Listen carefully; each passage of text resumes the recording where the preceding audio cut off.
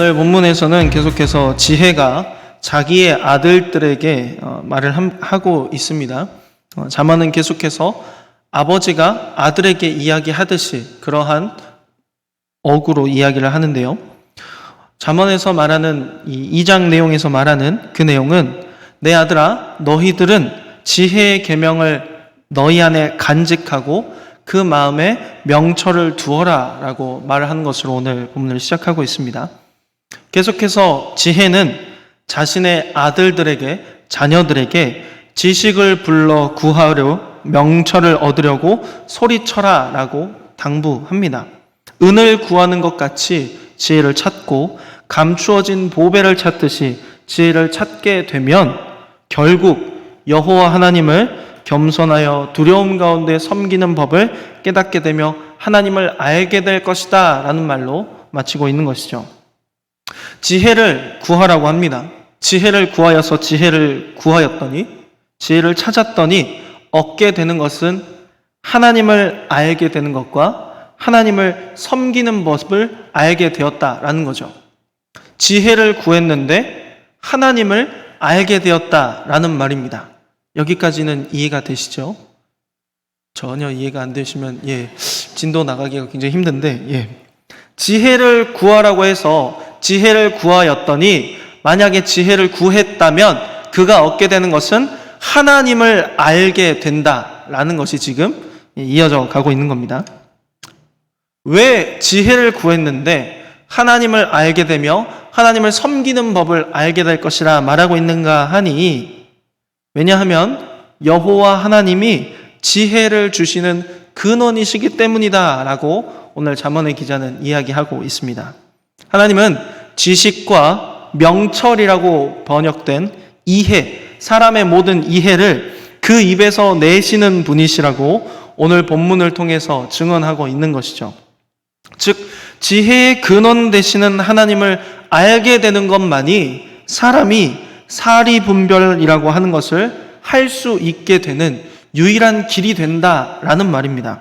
좀 더 알아듣기 쉽게 이야기하자면 사람이 사람 구실하려면 하나님께서 주시는 지혜가 필요하다라는 것이죠.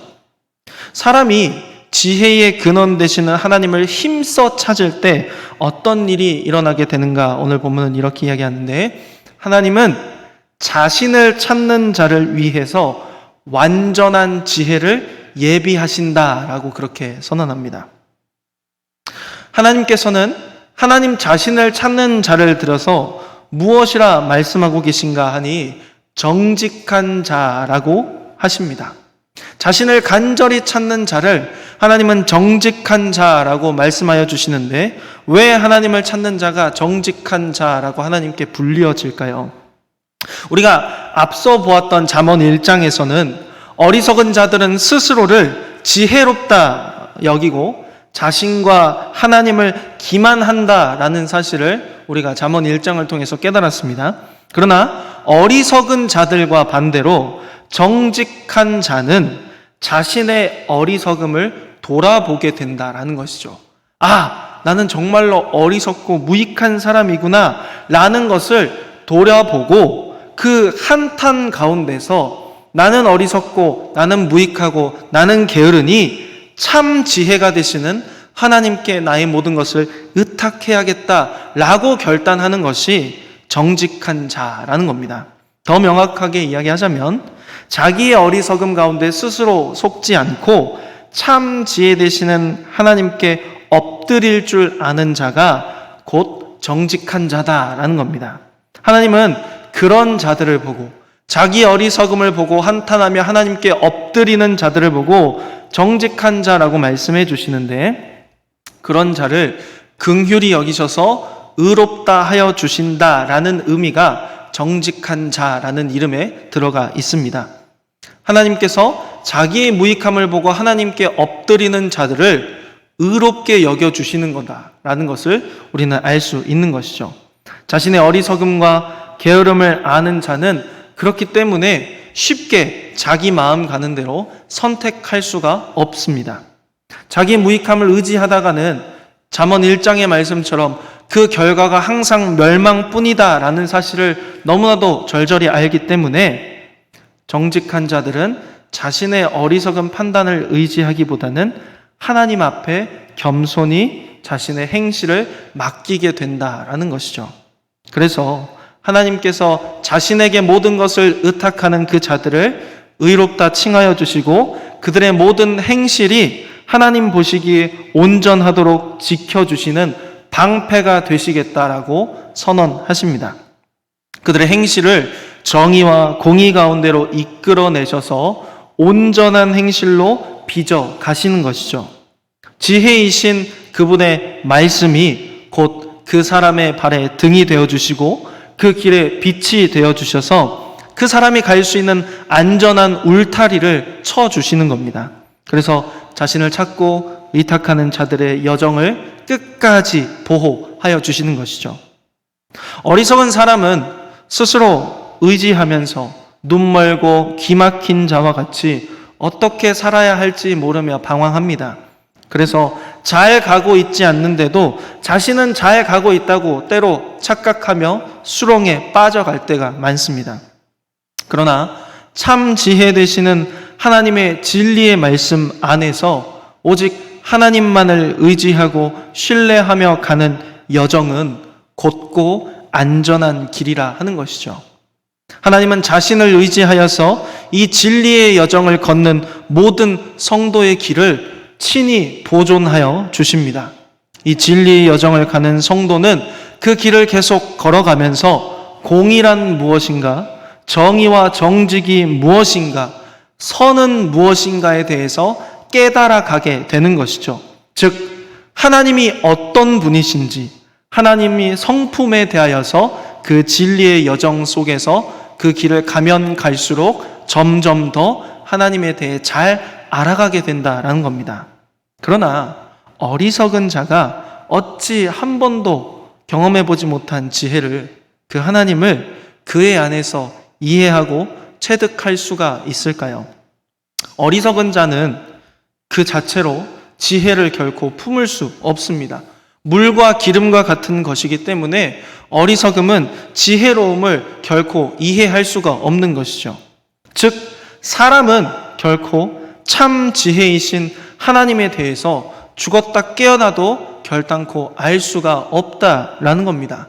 그런데 오늘 본문의 말씀을 보면 그것을 가능하게 하겠다라고 하나님이 일방적으로 선언하십니다. 어떻게 그것이 가능할까요?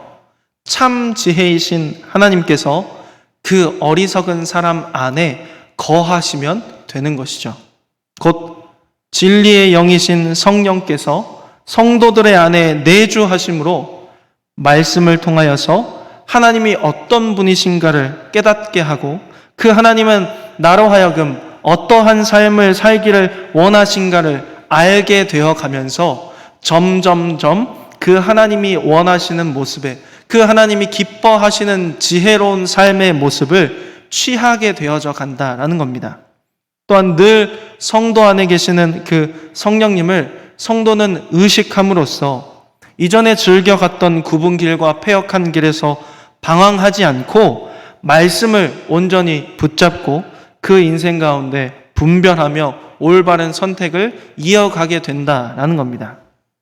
즉, 참 지혜이신 하나님께서는 그 진리의 영을 성도 안에 보내어 주셔서 그를 완전한 지혜로 거듭나게 하시고 그의 행실을 온전하게 지켜주시면서 그가 걸어갈 정의의 길을 보호해 주시고 마침내 그 나라에 이르기까지 그들의 길을 보전하여 주신다라는 겁니다.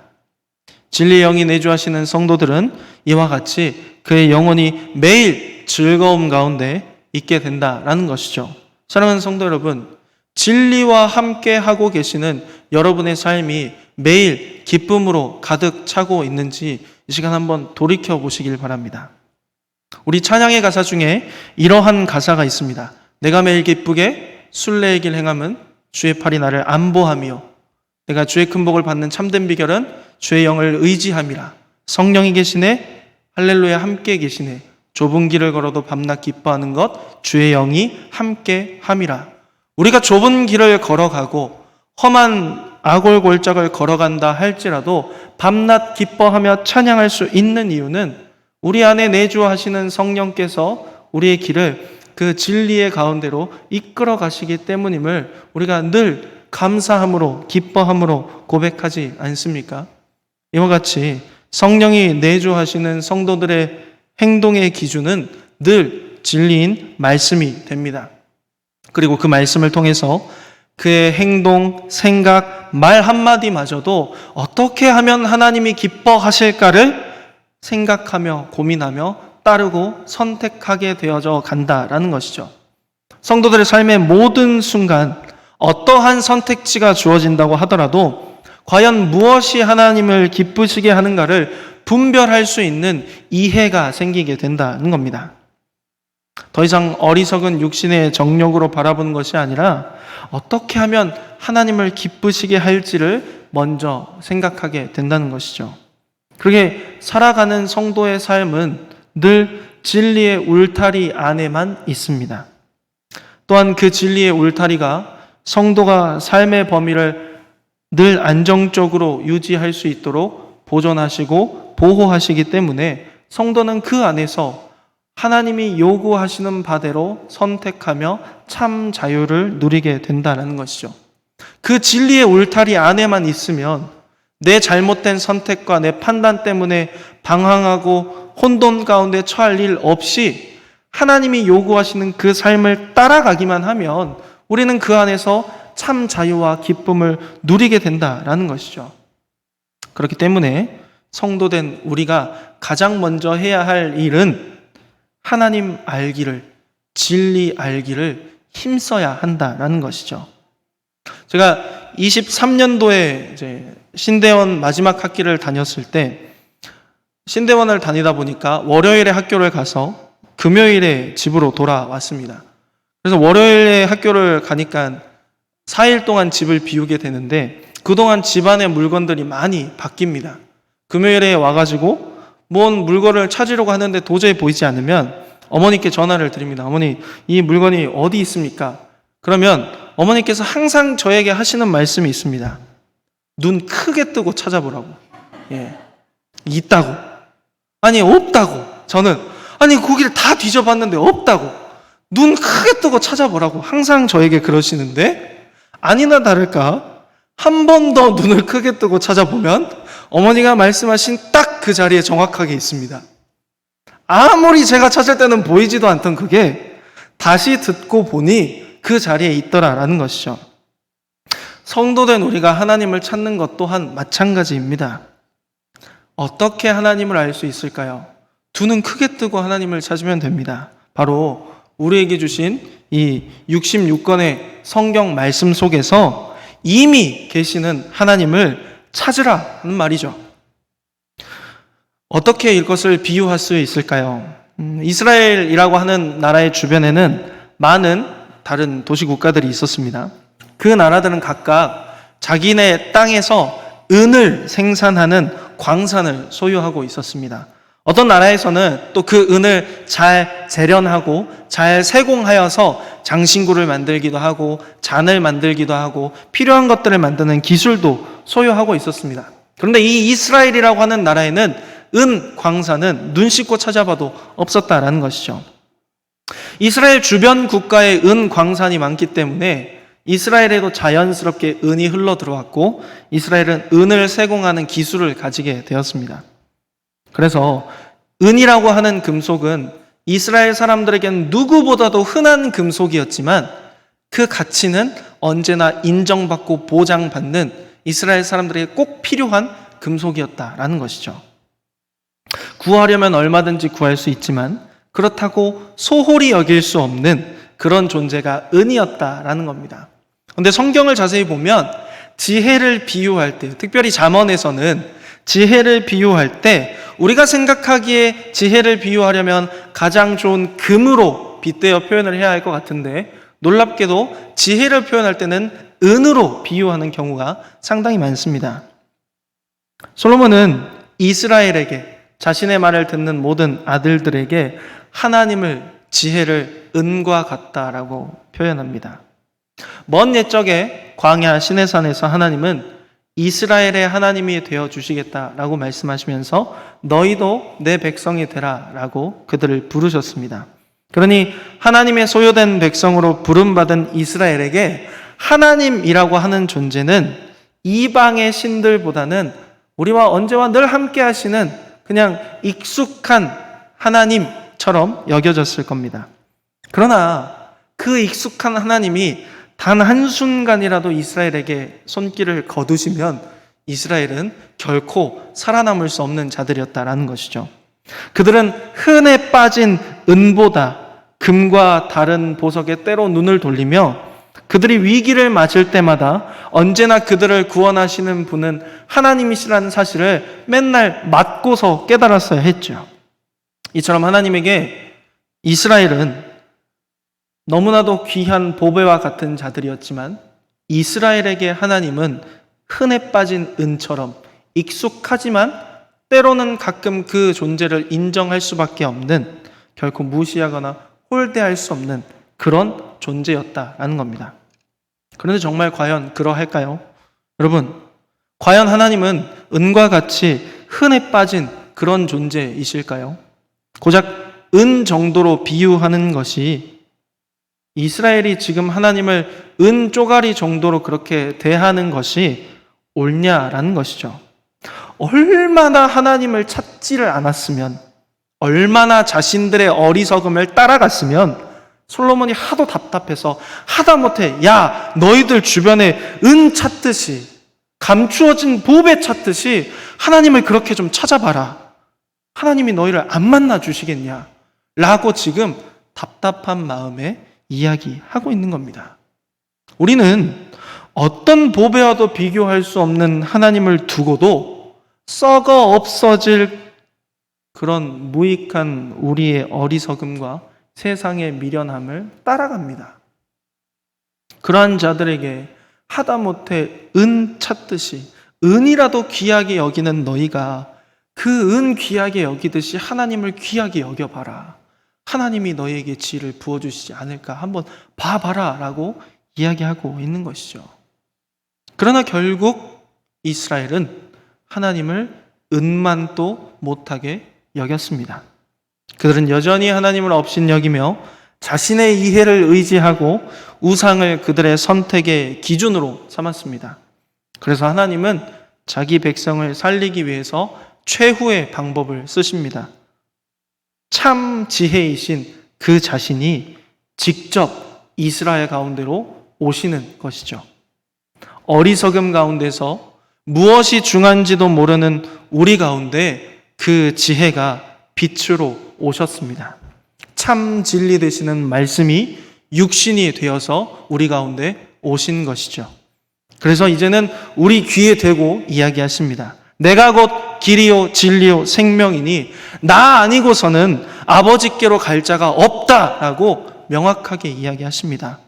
나더러 주여 주여 하는 자마다 천국에 가는 것이 아니라 아버지의 뜻대로 하는 자라야 천국에 갈 수 있다라고 선언하십니다.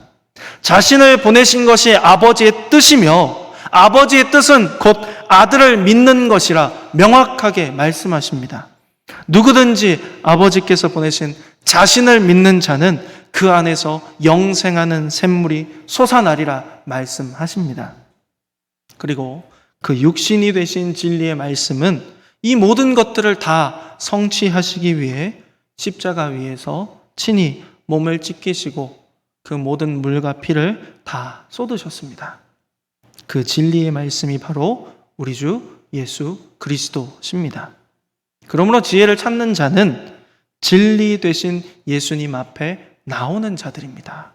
인생의 허망함과 어리석음 가운데 수고하고 짐진 채로 예수님의 십자가 앞에 가면 우리를 쉬게 하여 주시겠다 예수님은 말씀하셨습니다.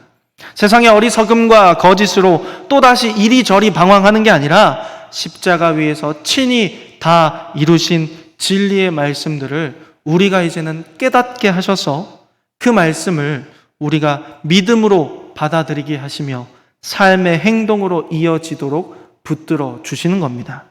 그러므로 우리는 그 진리 되신 예수님 안에서 지혜와 지식이 충만해져 가며 마지막 날까지 진리 되신 예수님을 따라 닮아가게 되는 것이죠. 사랑하는 성도 여러분, 참 지혜 되시는 하나님을 여러분의 마음과 목숨과 힘과 뜻을 다해 사랑하는 저와 여러분 되기를 축복합니다. 그리고 친히 육신을 입고 이 땅 가운데 오셔서 우리를 향해 진리 되시는 자신을 명확하게 보이시고 알려주시고 말씀하시는 예수님만을 닮아가시는 저와 여러분들 되기를 축복합니다.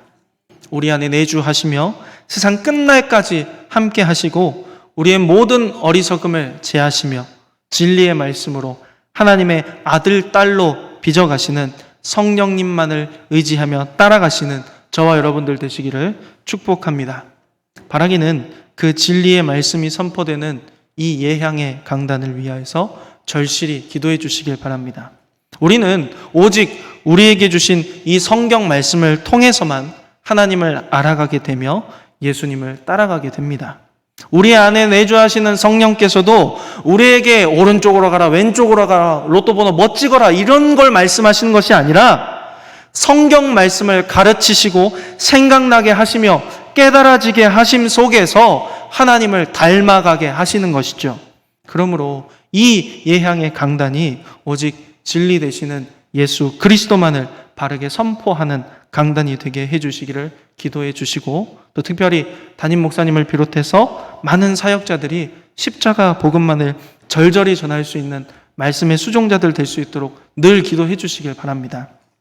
동시에 우리 사랑하는 자녀들도 그 진리의 말씀 속에서 하나님을 알아가는 지혜와 지식이 충만하여져서 그 삶의 모든 순간순간마다 하나님이 기뻐하시는 길을 따라가도록 기도해 주십시오. 그리고 여러분이 부모의 사명을 받으셨기 때문에 가정에서 그 아이들을 하나님의 말씀으로 잘 가르칠 수 있도록 지혜를 달라고 또한 기도하시기 바랍니다. 우리에게 주신 이 자녀들이 하나님 말씀 가운데 좌로나 우로나 벗어나지 않고 오직 옳은 길을 가도록 만드는 사명이 우리에게 있습니다. 세상의 욕심과 이해타산을 따르는 것이 아니라 오직 나와 내 집은 여호와를 섬기고 의지하겠노라고 고백했던 그 먼 옛날 여호수아의 고백과 같이 우리도 오직 나와 내 집은 하나님만을, 예수님만을 따르겠노라고 결단하며 정말 우리 자녀들을 그 하나님의 말씀으로 양육하시는 저와 여러분들 되기를 축복합니다. 그리하여 매 순간 참 지혜이신 하나님의 진리의 말씀 속에서 한 걸음 한 걸음 여정을 이어나가는 예양의 모든 가족들 되시기를 축복합니다.